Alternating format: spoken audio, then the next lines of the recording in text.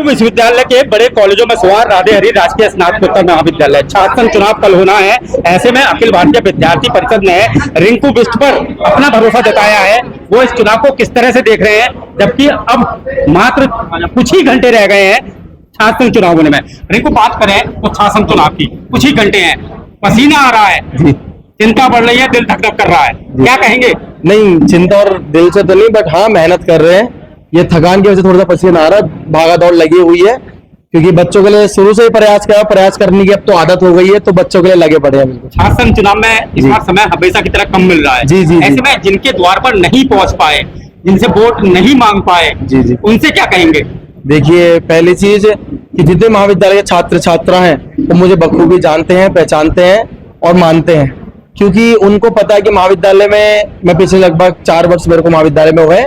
पहला साल थोड़ा सीखने में इंसान का जाता है, पहले साल से कोई भी छात्र सेवा नहीं कर सकता है, तो उसके बाद से 3 साल लगभग मुझे हो चुके हैं महाविद्यालय में छात्र सेवा करते हुए। तब से ही बच्चे मुझे जानते हैं, पहचानते हैं। तो डोर टू डोर जिनकी मैं नहीं भी कर पाया, वह उन सब का भी समर्थन मिल रहा है। वो कॉल के माध्यम से मेरे को बोल रहे हैं, भैया कोई बात नहीं, आप अगर हमारे वहां नहीं भी आ पाए, हम आपके साथ हैं, हम आपको ही वोट डालेंगे। सक्रिय राजनीति की सीढ़ी मानी जाती है छात्र राजनीति। जी जी जी। ऐसे में छात्र राजनीति में प्रवेश कर लिया है, किस तरह का भविष्य देखते हैं भारतीय जनता पार्टी में, आवाबिक में?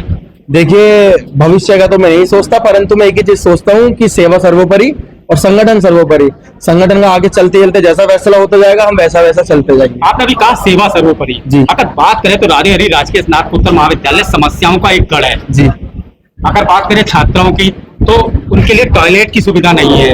अगर बात करें मैदान में तो बड़ी बड़ी घास हो रही है। जी, जी। पूरी तरह बिल्डिंग, कॉमर्स की बिल्डिंग की बात करें, मैं खुद छात्र उपाध्यक्ष रहा हूँ और उस समय रहा हूँ 95-94 के दशक में। स्वयं दीपक बाली भी चुनाव लड़े हैं छात्र संघ का। तो इन समस्याओं को हम वादा तो करते हैं, लेकिन बाद में आकर वही होता है, जब हमारा कार्यकाल खत्म होता है तो वो वादे निभा नहीं पाते। लेकिन रिंकू इस वादे को किस तरह से पूरा करेंगे? देखिए विकास भैया, ऐसा मतलब अभी काफी टाइम हो गया आपको भी, आप महाविद्यालय में प्रवेश नहीं कर रहे हो। अभी आप क्या कर रहे हैं, तो पिछले 1 साल के अंदर जब से हमने ग्राउंड लेवल पे महाविद्यालय के ना साम दाम दंड भेद जब 4 यूज करने स्टार्ट करी है, आप एक बार आके देखना महाविद्यालय की दृष्टि पहले क्या थी और अभी क्या है। आपने बात करी ग्राउंड की, आप आगे ग्राउंड चेक करना एक बार। ग्राउंड में ब्रूटावेटर पड़वा के, लेबलिंग करवा के महाविद्यालय पूरी ग्रास कटिंग हुई है। और उसके बाद बात करी वॉशरूम की, वॉशरूम का नवीनीकरण स्टार्ट हो गया है, पूरी तोड़फोड़ लगातार स्टार्ट है। और उसके बाद पार्किंग ब्लॉक टाइल लग चुकी है। मंदिर में शीशे जो था, मंदिर में नए शीशे लग के पेंट हो चुका है। उसके बाद जो मंदिर का रास्ता था वो भी ठीक हो चुका है। महाविद्यालय में वाटर कूलर जो बंद स्थिति में थे उनको भी खुलवाया, सीटें जो बनती है ये काम तो कर चुके हैं जी। ये सामने कैमरा है, बिल्कुल सारे छात्र डिग्री कॉलेज के आपको देख रहे हैं। क्या वादा करेंगे कि इस पूरे साल में अगर आपको छात्र संघ अध्यक्ष ये बना देते हैं जी, तो ये काम मैं करूंगा? देखिए, पहली चीज तो मैं जितने भी मूलभूत सुविधाएं महाविद्यालय में छात्र छात्राओं की, उन सब के ऊपर खरा उतरूंगा। और इतना भी मैं गारंटी देता हूँ, मेरे बनने के 3 महीने के अंदर अंदर जितनी मूलभूत सुविधाएं होंगी उनको पूरा करके दिखाऊंगा। और रही बात बाकी जो सुविधाएं प्रोवाइड कराने की, पहली चीज इस महाविद्यालय को पूरा प्रयास करूंगा कि ये कैंपस बन जाए। कुमाऊं मंडल का सबसे बड़ा क्षेत्रफल में हमारा महाविद्यालय है, जिसका जो वर्ग है वो 33 एकड़ में फैला हुआ है। तो मैं बिल्कुल मानता हूं कि इतनी आबादी का जो महाविद्यालय है, इसको कैंपस में जरूर बदला जाना चाहिए। उसके लिए भी कार्य करूंगा। साथ ही महाविद्यालय में जो अन्य फैसिलिटी है, जैसे कि छात्र छात्राओं को आने में दिक्कत होती है, प्रवेश में दिक्कत होती है, तो एक सिस्टमेटिक मैनर हो जिसके लिए बच्चे को यूनिवर्सिटी में भागना पड़े। तो कैंपस जब बनेगा तो सारी चीजें यही की यही सॉल्व हो जाएंगी।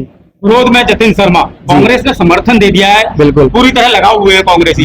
किस रूप में देखते हैं विरोधियों को? देखिए, मैं तो कहता हूँ मेरा कोई विरोधी नहीं है, वो भी चुनाव लड़ने आया है। मैं चुनाव में, मेरा छोटा भाई है, मेरी फैकल्टी का है, मेरा छोटा भाई 1 साल जूनियर है।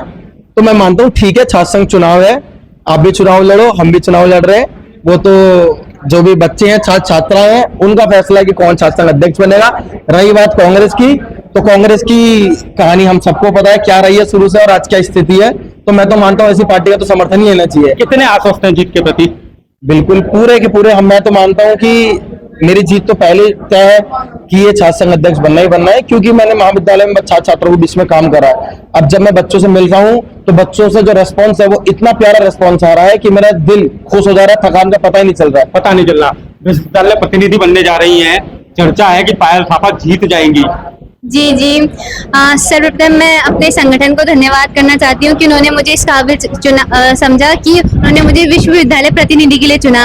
और मैं चाहती हूँ कि आप मेरे को यहाँ से मुझे तो पहले पूरा भरोसा है कि मैं जीतूंगी, और आगे छात्र महासंघ में जाकर भी मेरे को पूरा भरोसा है कि संगठन मेरे लिए अच्छा सोचेगा। और हम कॉलेज को, आपने देखा ही होगा कि आपने कहा कि समस्याओं का डेरा है हमारा कॉलेज है, तो हमने अभी, मैं शिक्षा के क्षेत्र में तो सब लोग बात करते हैं, मैं खेल के क्षेत्र में भी बात करना चाहती हूँ कि आप सबने देखा होगा कि हमारे कॉलेज में डाइट वगैरह नहीं मिलती थी, किट वगैरह नहीं मिलती थी। तो हमने इस बार भी मैम के सामने ज्ञापन दिया और हमने किट के लिए पूरा टेंडर पास करवाया।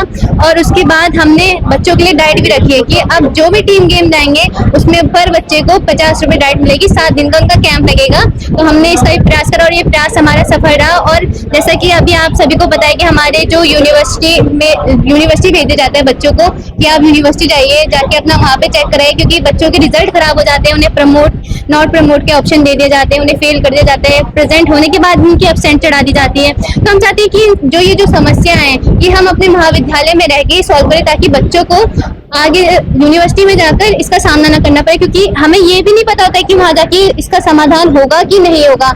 इससे बच्चों के पैसे भी खराब हो जाते हैं और उनका समय भी खराब हो जाता है और उनको निराशा भी होती है कि ये कार्य हमारा नहीं हो पाया। तो हम चाहते हैं इन समस्याओं से हम जल्द से जल्द छुटकारा पाए। और मुझे भरोसा है संगठन पर और छात्र छात्राओं पर कि उन्होंने मेरे को अभी तक इतना प्रेम दिया और आगे कल भी मुझे इतना प्रेम देंगे। और मैं आप सभी को भरोसा दिलाती हूँ। आपने ये बताया कि जीत के प्रति आप आश्वस्त हैं।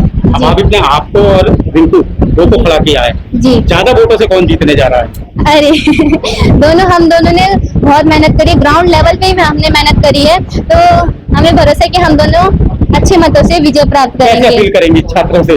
मैं सभी छात्र छात्राओं से विनती करती हूँ कि आप कल यानी कि 27 तारीख को हमें भारी मतों से विजय बनाएं और आपके सपोर्ट से हम विजय बनेंगे। और मुझे पूर्ण भरोसा है कि आपने जिस प्रकार अभी तक हमारा साथ दिया है, कल भी हमारे ऐसी साथ दे। और कल की शाम हमारे अखिल भारतीय विद्यार्थी परिषद के नाम होंगे और छात्र छात्राओं के नाम होगी जिन्होंने हमें सपोर्ट करा है, हमें इतने आगे बढ़ाया है। तो मैं आप सभी से हाथ जोड़ के अनुरोध करती हूँ कि आप कल सभी आए और हम दोनों कैंडिडेटों को सपोर्ट करें।